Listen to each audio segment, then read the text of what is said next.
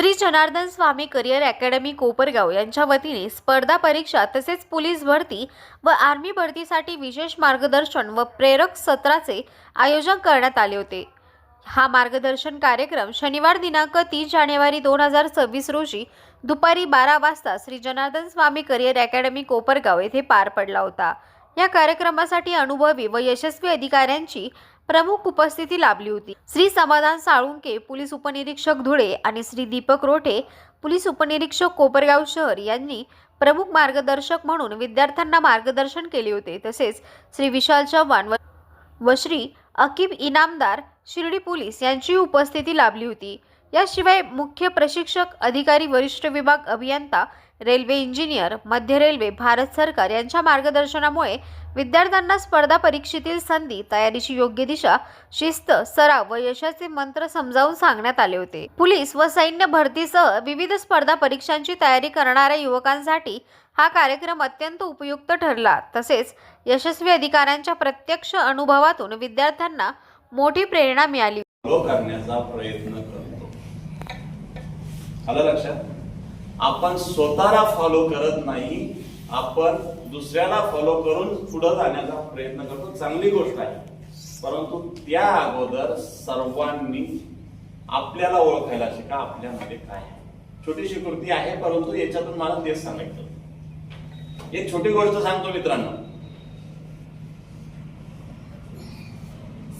सावित्रीबाईंची गोष्ट, त्यांचा जन्मदिवस। एक छोट्याशा घरामध्ये त्यांचा जन्म होतो। जन्म झाल्यानंतर छोटीशा असतात ते, साधारण 4-5 वर्ष वयाची सावित्रीबाई असेल, त्यांच्या हातामध्ये एक व्यक्ती एक पुस्तक देतो। पुस्तक दिल्यानंतर त्यांना त्या पुस्तकाची ओळख नसती। ज्या कोणत्या काळात पुस्तक देतो त्या काळामध्ये स्त्रीला शिकणे, मुलींना शिकणे समाजामध्ये पाप समजलं जायचं। स्त्रीने शिकू नये, हुशार होऊ नये असं पाप समजलं जायचं। त्या काळामध्ये सावित्रीबाईंच्या हातामध्ये एक पुस्तक येतं।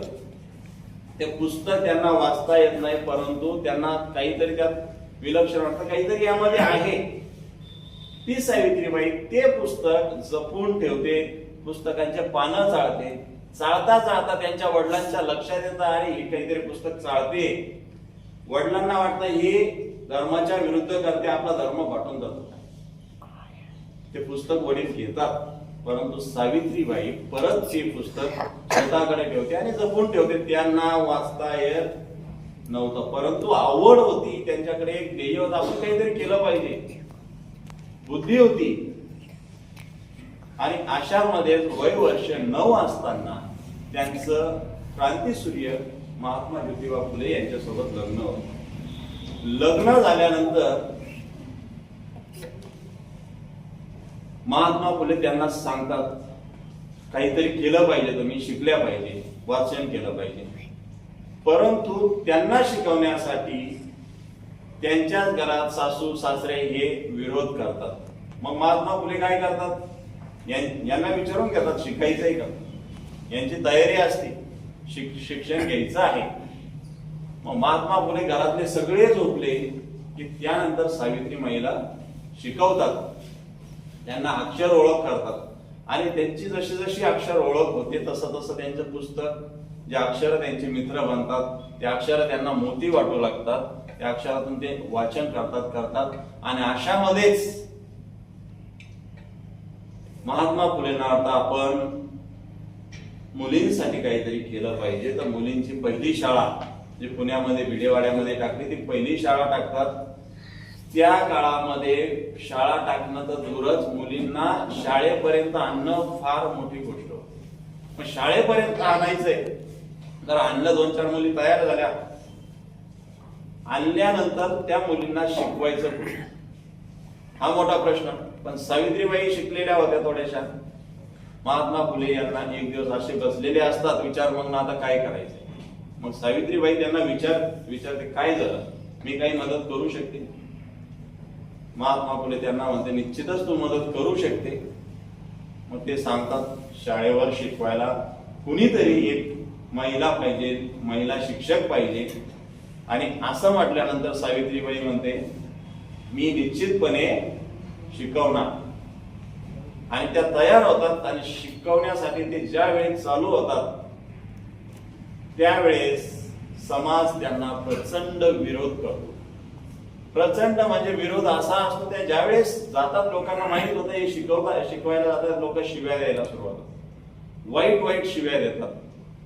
काही वेळा त्यांना दगडाने मारल्या जातं आणि बऱ्याच वेळा त्यांच्या अंगावर शेणाचे गोळे सुद्धा फेकले जातात. परंतु सावित्रीबाई त्यांच्या ध्येयाप्रती अतिशय कठोर होत्या. त्यांचं ध्येय निश्चित होतं मला माझ्या मुलींना माझ्या लेकींना शिकवायचं आहे.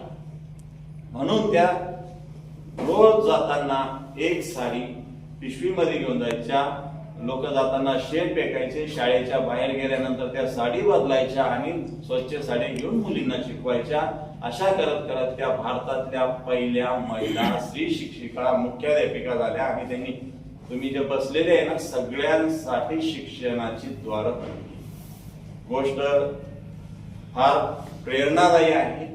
कारण त्यांनी जर हे शिक्षण दिलं नसतं तर आज घडीला आपण कुठं असतो आपल्याला माहित नाही. सांगण्याचं तात्पर्य असं आहे सरांनी तुम्हाला सगळ्या गोष्टी सांगितल्या काय करायचं. मग आपण ज्या वेळेस पोलीस भरतीची तयारी करतोय किंवा कोणतीही तयारी करतोय त्यासाठी जसं सावित्री माईचं महात्मा ज्योतिबा फुलेंचं ध्येय निश्चित होतं की मला शिकवायचं आहे, समाज शिकवायचा आहे, मुलींना शिकवायचं आहे. त्याच पद्धतीनं आपलंही एक ध्येय निश्चित पाहिजे की मला काय व्हायचं. मला जर पोलीस व्हायचं आहे. तुम्हाला महाभारतातली अजून एक गोष्ट माहिती द्रोणाचार्य आणि अर्जुनाची. द्रोणाचार्यांनी सगळ्यांना विचारलं होतं काय दिसतंय. बऱ्याच जणांनी सांगितलं मला सगळंच दिसतंय, मला झाडाचे पानं दिसतंय. परंतु अर्जुनाचं एकमेव उत्तर होतं काय होतं मला फक्त पक्षाचा डोळा आणि डोळाच दिसतोय. आपल्यालाही तेच करायचं. आपल्यालाही आपलं टार्गेटच दिसलं पाहिजे. मला भरती व्हायचंय, मला पोलीस व्हायचंय तर व्हायचंच आहे. आणि प्रत्येक वेळी रात्री झोपताना स्वतःला एक प्रश्न करायचा यस माझं स्वप्न काय आहे पोलीस होण्याचं आहे ना. मग मी माझं स्वप्न पूर्ण करण्यासाठी आज कितपत प्रयत्न केले. मी खरंच माझ्या स्वप्नासाठी आज जगलोय का फक्त इतरांसाठी काहीतरी दिसण्यासाठी मी अभ्यास केलाय. हे झोपण्यापूर्वी तुम्ही जर स्वतःला विचारलं आणि तुमचं उत्तर होय आलं तर तुम्ही 100% सक्सेस होणार. यात मात्र शंका नाही. पण तुमचं तसं टार्गेट फिक्स पाहिजे. तुमचं ध्येय जर निश्चित असेल त्यासाठी तुम्हाला नियोजन करावं लागणार. सरांनी तुम्हाला पाठी सांगितलं बोलताना नियोजन अभ्यासाचं पाहिजे, नियोजन मैदानी चाचणीचं पाहिजे. आणि त्यासाठी मला काय काय करायचं आहे. सकाळी किती वाजता उठायचं आहे, संध्याकाळी किती वाजता झोपायचं आहे, जेवण केव्हा करायचं आहे, आराम केव्हा करायचा आहे, रेस्ट केव्हा करायचा आहे हे तुमचं नियोजनात पाहिजे. आणि नियोजन झालं त्या पद्धतीने तुम्ही मेहनत करायला सुरुवात करा. तुम्हाला सांगतो मित्रांनो आपल्याला नियोजन करता येतं परंतु त्यात सातत्य ठेवता येत नाही. सावित्रीबाई यांनी नियोजन केलं. क्रांतीसूर्य महात्मा ज्योतिबा फुले यांनी नियोजन केलं की आपल्याला शिकवायचंय. लोकांनी शेण फेकलं, लोकांनी दगड फेकले तरी ते थांबले का. ते त्यांच्या नियोजनाप्रमाणे त्यांच्या जे ठरलेलं आहे त्याप्रमाणे त्यांच्या कामामध्ये सातत्य ठेवून होते. म्हणून आज आपण त्यांना पुजतो. आजही ते आपल्यामध्ये जिवंत आहेत. नियोजन यासाठीच असतं. नाही तर आपलं नियोजन कसं असतं कागदावर बरोबर टाइम टेबल वगैरे आखला आणि एखाद्या मित्राचा बर्थडे असला मैत्रिणीचा बर्थडे असला की आपण चाललो बर्थडेला. तिथे 1 तास जाईल 2 तास जातील आपण ते कधीच बघत नाही. आणि आपलं म्हणणं असतं आज नाही एन्जॉय करायचं तर कधी करायचं, वय निघून गेल्यावर करायचं हे आपलं असतं. परंतु हेच वय आहे तुमचं तुमच्या टार्गेट प्रती तुमच्या ध्येयाप्रती पुढे जाण्याचं. त्यामुळं मित्राचा बर्थडे आहे, मैत्रिणीचं लग्न आहे, किंवा चुलत भावाचं लग्न आहे, किंवा कोणाचं लग्न आहे, आपल्याला जोपर्यंत आपलं ध्येय प्राप्त होत नाही तोपर्यंत तिकडं जायचंच नाहीये, एवढं ठेवायचं. तुम्हाला सांगतो, मायकल फेल्प्स माहिती आहे का कोणाला? मायकल फेल्प्स स्विमर आहे. तुम्ही अभ्यास करताना सगळ्यात जास्त ऑलिम्पिक मेडल मिळवणारा खेळाडू. किती मेडल मिळवले? किती? 28. त्यातले 23 गोल्ड मेडल आहेत. किती आहे? 23 गोल्ड मेडल आहे. 3 रौप्य आहे आणि 2 कांस्य पदक आहे. भारतामध्ये गोल्ड मेडल किती आहे? बोटावर मोजते 2-3. तरी आपण जल्लोष करतो. पण एकट्या व्यक्तीने किती मिळवले? 28 टोटल आणि 23 गोल्ड मेडल आहे. हे का साध्य होतं? ज्यावेळेस मायकल फेल्प्स पाण्यामध्ये उतरायला सुरू केलं ना, पहिले 5 वर्ष त्यांनी एकही दिवस सुट्टी घेतली नाही. 5 वर्षात ख्रिसमस आला असेल, 5 वर्षात त्यांचं कोणी एक्सपायर झालं असेल, 5 वर्षात त्यांना ताप आला असेल, थंडी आली असेल, आजारी पडले असेल, कोणाचं तरी लग्न असणार, कुठंतरी जायचं असेल, कंटाळा आला असेल, परंतु त्यांनी एकही दिवस सुट्टी घेतली नाही. आणि एवढं सॅक्रिफाईस त्यांनी केलंय म्हणून इतके मेडल त्यांच्यापर्यंत आहे. तितकीच मेहनत आपल्याला पण करायची. आपल्याला सुट्टी नाही, काहीच नाही. तुम्ही जर सातत्य ठेवलं तर तुम्हाला यश निश्चित मिळणार आहे. आणि हे सातत्य आणि सततचे प्रयत्न करत असताना आपल्याला बऱ्याच वेळा कंटाळा येतो की नाही? सगळ्यांना कंटाळा येतो. कोणाला वाटतं आज जाऊ दे यार, बोर झालो.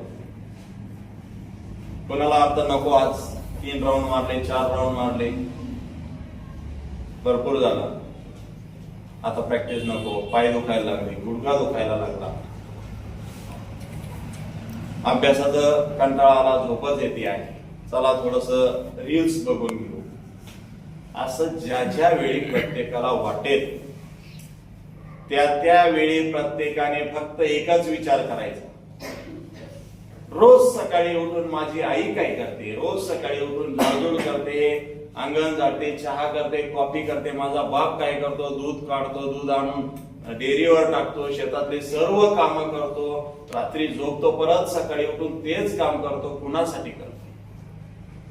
आपल्यासाठी करतो. ज्या वेळेस तुम्हाला कंटाळा येईल, ज्या वेळेस वाटेल आता थकलोय आपण, ज्या वेळेस तुम्हाला वाटेल आता 1600 मीटर रनिंग चालू आहे आणि शेवटचे 400 राहिले ना, आपल्याला वाटतं आता होत नाही, त्यावेळेस प्रत्येक वेळी तुम्ही आठवायचं, अरे माझा बाप शेतामध्ये 12 जरत असेल, पाणी देत असेल, रात्रीमध्ये कुडकुडत्या थंडीमध्ये बिबट्यांची भीती असताना माझा बाप शेतावर असेल.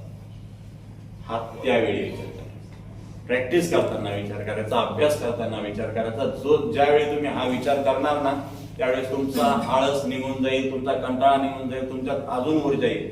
मला पळायचंय, मला माझ्या वडिलांसाठी पळायचंय, मला अभ्यास करायचा, मला माझ्या आईसाठी अभ्यास करायचा आहे, मला नोकरी लागल्यानंतर मला माझ्या आईला नवीन साडी घ्यायची, त्यासाठी मला पळायचं, मला माझ्या वडिलांसाठी नवीन गाडी घ्यायची, मला त्यासाठी अभ्यास करायचा. हे ज्यावेळेस तुम्ही स्वतःच्या मनाला विचारणार, ज्यावेळेस तुम्ही एखादे रील्स बघा वाटत, तुम्हाला एखादा काहीतरी मोबाईलवर युट्यूबवर बघा वाटत, त्यावेळेस स्वतःला सांगायचं नाही, माझे आई वडील त्या ठिकाणी आहेत, त्या ठिकाणी ते काम करतायत, ते माझ्यासाठी करतायत, तर माझं काम आहे की मी हे बघायचं नाही, मला पुढे जायचंय, मला माझ्या आई वडिलांसाठी पुढे जायचंय. ज्यावेळेस तुम्ही हा विचार करणार, त्यावेळेस तुम्ही निश्चित तुमच्या ध्येयापर्यंत पोहोचलेले असणार. सातत्य सातत्य सातत्य, अभ्यासात जेवढं सातत्य ठेवणार, प्रॅक्टिस मध्ये जेवढं सातत्य ठेवणार, तेवढं तुम्ही ध्येयापर्यंत पोहोचलेले असणार. यशामागं दुसरं काहीच नसतं, फक्त आणि फक्त तुमची मेहनतीतील सातत्य एवढंच असतं. सरांनी तुम्हाला सर्व काही मार्गदर्शन केलेलं आहे. फक्त मी आता एक्स्ट्राच्या 4 गोष्टी सांगतो मित्रांनो. जीवनामध्ये सर्व काही करत असताना 4 आर सांगतो तुम्हाला. त्या 4 आरचं पालन करायचं. 3 आर पासून दूर राहायचं आहे आणि 1 आरचं पालन करायचं. 4 आर सांगतो. 4 आर असे आहेत: रम, रमा, रमी आणि रिमिली. आता पहिला आर सांगतो रम. जीवनात माणसाचं वाईट होण्याचं कारण. आपण जीवन जगत असताना कोणत्याही पद्धतीचं व्यसन करू नका. रम मध्ये काय काय आलं? दारू आली, गांजा आला, तंबाखू आली, सिगारेट आला. या सगळ्या गोष्टी त्या रम मध्ये येतात आणि आपल्याला आपलं जे जीवन चालू असतं त्यातून आपल्याला ते थोडस परकड होतं. त्यामुळं दारूचं कोणीही व्यसन करू नका. दुसरा आर कुठला सांगितला? रमा. जोपर्यंत आपलं टार्गेट फिक्स होत नाही काय तोपर्यंत. रमा म्हणजे विलासनी स्त्री. आपलं टार्गेट आपण आपल्या आईवडिलांचं स्वप्न पूर्ण करत नाही तोपर्यंत आपण एखाद्या विलासनी स्त्रीच्या पाठीमागे लागायचं नाही. मुलींनी मुलांच्या मागे लागायचं. आपलं फोकस फक्त एकाच गोष्टीवर पाहिजे. जसं सावित्रीमाई यांनी ठेवला शिक्षण देणं, जसा अर्जुनाने ठेवला पक्षाचा डोळा, जसा मायकल फेल्प्सचं ऑलिम्पिक मेडल, तसं सातत्य तसं आपलं ठेवायचं की आम्हाला त्या मार्गाला जायचं नाही. तिसरा रमी. रमी म्हणजे काय? कोणत्याही पद्धतीचा जुगार. पत्ते असतील किंवा आकडे असतील किंवा काही असू दे, आपल्या आपल्यामध्ये पैज लागते. हा जिंकल, तो जिंकल, आज ही टीम जिंकल, बरोबर आहे. तर हेही आपण करायचं नाही, कारण जुगार सुद्धा आपल्या सर्व घरादाराला बर्बाद करत असतो. मोबाईलवर बरेच ऍप येतात. रमी ऍप येतो, रमी सर्कल येतो. आता बॅन झालेत परंतु ऍप आहेत. 3 पत्ती वगैरे असे काही खेळ आहेत. याच्यापासून सदैव दूर राहायचं. आणि चौथा आर आहे रिमिडी. रिमिडी म्हणजे काय? औषधी. औषधी काय आहे आपल्या चांगल्या जीवन जगायला? चांगलं वाचन. दुसरं काय आहे? सकस आहार, शुद्ध आहार. तिसरं काय आहे? व्यायाम, बरोबर, चांगले विचार. ह्या गोष्टी सतत तुम्ही अंगीकारायच्या. रोज तुम्ही व्यायाम केला पाहिजे. तुम्ही आता भरतीचे आहे तो रोजचा तुमचा व्यायाम आहे, परंतु भरती झाल्यानंतर सुद्धा तुम्ही व्यायाम चालू ठेवायचा, त्यात सातत्य ठेवायचं, निरोगी आयुष्य जगायचं. हे 4 आर तुम्हाला नेहमीसाठी उपयोगात येणार आहे. तुम्ही भरतीची प्रॅक्टिस करता आहात. तुमचं आता थोडे दिवस राहिलेले आहे. टार्गेटवर फोकस करा. जे जे राहिलेलं आहे ते विषयाचं अवलोकन करा. परत परत विषय मी तुम्हाला रिपीटेशन करणार नाही, कारण चव्हाण सरांनी अतिशय चांगल्या शब्दामध्ये खूप चांगले उदाहरणं, त्यांचे वैयक्तिक उदाहरणं देऊन तुम्हाला सांगितलेले आहे. त्यामुळे मी आवर्जून तो विषय घेणार नाही. फक्त तुमच्या स्वतःवर विश्वास ठेवा, स्वतःच्या मेहनतीवर विश्वास ठेवा आणि स्वतःला सतत एक गोष्ट नेहमी सांगत राहा, मी याच भरतीमध्ये होणार आहे. तुम्हाला एक बायोलॉजिकल अलार्म सांगतो. बायोलॉजिकल अलार्म सिस्टम आहे माणसामध्ये. तुम्ही सहलीला गेले लहान असताना एखाद्या ठिकाणी, सहलीचा टाइम असायचा 5 वाजता, बरोबर आहे. आपण कितीला उठायचो? 3 वाजता. पण अलार्म आपला असायचा 4 वाजेचा लावलेला. आपल्याला अगोदरच जाग येते. येस, काय येते जाग? की आपण वारंवार तोच विचार करतो, अरे आपल्याला जायचंय, आपल्याला तयारी करायची, आपल्याला उठायचंय, आपल्याला सकाळी जायचंय. वारंवार तोच विचार करून आपल्या मनामध्ये हार्मोन्स तयार होतात की नाही आपल्याला जागा. ऑटोमॅटिक आपलं मन आपल्याला उठवतं की उठ, टाइम झाला. हाच विचार तुम्हाला आता पण करायचा आहे. मला याच भरतीत व्हायचंय, याच भरतीत व्हायचंय, याच भरतीत आणि मी होणारच आहे, असा जर तुम्ही विचार आताच करायला लागले तर 100% तुमचे ते हार्मोन्स तसे तयार होतील. डोक्यामध्ये विचार सकारात्मक ऊर्जा तयार होईल.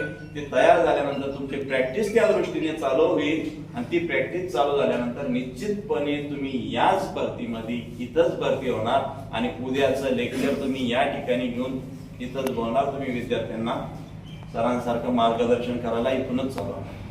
त्यामुळं तुम्हाला सगळ्यांना पुढे होणाऱ्या भरतीसाठी, विविध परीक्षांसाठी माझ्यातर्फे खूप खूप शुभेच्छा आहे. मला या ठिकाणी सरांनी बोलण्याची संधी दिली, आपण सर्वांनी आवर्जून माझं ऐकून घेतलं, त्याबद्दल मी सर्वांचा खूप खूप आभारी आहे. तुमच्या भावी आयुष्यासाठी खूप साऱ्या शुभेच्छा देतो. जय हिंद, जय महाराष्ट्र. त्यांचं मनापासून आभार व्यक्त करतो की त्यांनी इथं मला बोलण्याची जी संधी दिली त्याबद्दल मी त्यांचे आभार व्यक्त करतो. आज व्यासपीठावर उपस्थित श्री सुरेंद्र साहेब, रघु साहेब, अभिनंदन, नगरशेठ आणि तसेच इथे जमलेले माझे future warriors. So first of all welcome and जय ऑल ऑफ यू. सो माझं इंट्रोडक्शन जे दिलेलं आहे, आवाज येतो आहे माझा? सो मी सध्या मध्य रेल्वे येथे ॲज अ चीफ इन्स्ट्रक्टर म्हणून झोनल ब्रिज ट्रेनिंग इन्स्टिट्यूटचा ॲज अ चीफ इन्स्ट्रक्टर म्हणून वर्किंग आहे. माझ्याकडे सध्या टोटल 8 झोन आहे रेल्वेचे. टोटल 16 झोनपैकी माझ्याकडे 8 झोन, मी 8 झोनला इन्चार्ज करतो. तर कार्य करत असताना बरेच सारे जे अप्स अँड डाऊन्स जे आलेले, आज थोडीशी जर्नी माझी जी थोडीशी ब्रेकली मी थोडीशी एक्सप्लेन करणार सर्वांबरोबर. त्याच्यात ते बरेच जण ओळखतो. डॉक्टर सुनील कुटे सर तुम्ही सगळेजण अवगत असालच. त्यांनी पण एक असा छोटासा उपक्रम जसा साजनने आज चालू केलेला आहे, तर तसाच एक छोटासा उपक्रम त्यांनी पण चालू केलेला होता केजेसला स्टार्टिंगला. तर मी पण त्याचाच पार्ट होतो.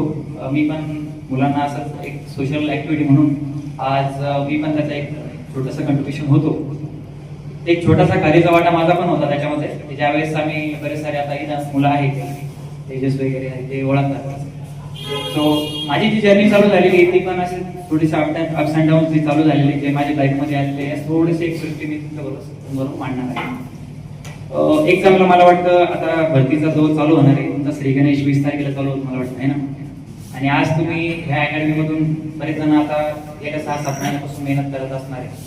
तर हे मेहनत करत असताना बरेच साऱ्या जणांना बरेच सारे अडचणी आल्या असतील, बरेच सारे चॅलेंजेस आले असतील. तर आता हे चॅलेंजेस तुम्ही आज जर स्वीकारले तर येणारा तुमचा जो पुढचा फ्युचर आहे तो डिसाईड होणार आहे. सो आज जे व्यासपीठावर बसलेले जे आज व्यक्तिमत्व आहे त्यांच्याबद्दल आता आकिब भाई मला बरंच सांगत होते की त्यांनी ज्या पद्धतीने म्हणजे सिस्टममध्ये जे कार्य करता येते ते खरंच उल्लेखनीय त्यांचं. तसं त्यावेळेस तुम्ही पण सिस्टममध्ये उद्या जाशाल तर तुम्ही पण सिस्टमचा पार्ट बनणार आहे. तर हे पार्ट बनण्या अगोदर तुम्हाला सध्या त्या सिस्टमचा पार्ट बनण्या अगोदर तुम्हाला आधी सध्या तुमचे स्वतःवरती मशागत करावं लागणार आहे. मग ती फिजिकली असू नाही तर तुमची रिटनची प्रिपरेशन असू. तर थोडंसं मी त्याच्याबद्दल थोडंसं डिस्कस करणार आहे. सो ज्यावेळेस माझी पण जर्नी चालू झालेली होती, माझी जर्नी पण म्हणजे असेच खडतर परिस्थितीतून मी आलेलो आहे. सो मी माझ्याबद्दल थोडंसं सांगू इच्छितो ब्रीफली. माझं नाव विशाल चव्हाण, माझं BE सिव्हिल इंजिनिअरिंग झालेलं आहे. मी 2017ला पास आउट आहे आणि ह्याच इन्स्टिट्यूटमध्ये 2011ला मी इथं 11th शेटे सरांच्या क्लासेसला होतो. सो ह्याच क्लासेस होते माझे. मला ते 2011चे दिवस माझे आठवले. सो इथंच फिजिक्स, केमिस्ट्री, मॅथ्स इथंच लेक्चर केलेले मी 2011चा जो चालू होता. तर ते मुवमेंट्स मला आज क्लिअर झालेले. त्याच्यानंतर मी इंजिनिअरिंग केलं. इंजिनिअरिंग करत असताना एक छोटंसं ध्येय मी घेतलेलं होतं. तर एक छोटंसं ध्येय असं होतं माझं की मला बनायचं होतं फायटर पायलट इंडियन एअरफोर्समध्ये. सो ते दुर्भाग्यवश झालं नाही, पण मी त्याच्यासाठी जेवढे प्रयत्न होते ते पूर्ण केले. त्याच्यासाठी लागणारे जेवढे अटेम्प्ट होते जवळपास माझे 15 मी डिफरंट ज्या एक्झाम्स आहेत डिफेन्स रिलेटेड. सो मी डिफेन्सचा हार्डकोर ऍस्पिरंट. हा, तर मग त्याच्यासाठी मी ज्या मेहनत केलेली, मी जे माझं जे फेल्युअर होतं, कारण आज जे पण केलेलं आहे तेव्हा it's a just by product of this what ever I am doing at that time. आज माझं ते बाय प्रोडक्ट. सो मी त्या ज्यावेळेस जी मनापासून जी मेहनत केलेली होती त्याच आज जे पण आज मी आज इंडियन रेल्वेमध्ये जे आपण पोस्ट करते. सो मी मानतो की त्या गोष्टी देवाने मला ते पुढे पुढे देऊन टाकले. ज्यावेळेस मी इंजिनिअरिंग करत होतो तर मी ठरवलं की मला इंडियन एअरफोर्सच्या ते एक्झाम्स असतात वेगवेगळ्या, त्या एक्झामची मी तयारी करते. एक्झामची तयारी चालू करत असताना सो चॅलेंजेस म्हणजे असं की ज्यावेळेस आता हे एक्झाम देत होतो तर डिफेन्सच्या एक्झामसाठी ज्या एक्झाम आहे ती कंडक्ट करते युपीएससी, जसं की सीडीएसची एक्झाम आहे कंबाईंड डिफेन्स सर्व्हिस, जी की एअरफोर्स मध्ये जाण्यासाठी एक पहिली रिटर्न एक्झामिनेशन असते. आणि त्याच्यानंतर असतो एक one of the toughest interview in इंडियामध्ये सगळ्यात टफेस्ट इंटरव्ह्यू आयएएस नंतर तो म्हणतात सर्व्हिस सिलेक्शन बोर्ड एसएसबी 5 दिवसात. तर असे माझे जवळपास 9 इंटरव्ह्यू झाले. सो ही ज्यावेळेस त्याचं एक एज लिमिट असतं, एक एज लिमिट लास्ट जे माझं सिलेक्शन आहे ते .25 ने माझं सिलेक्शन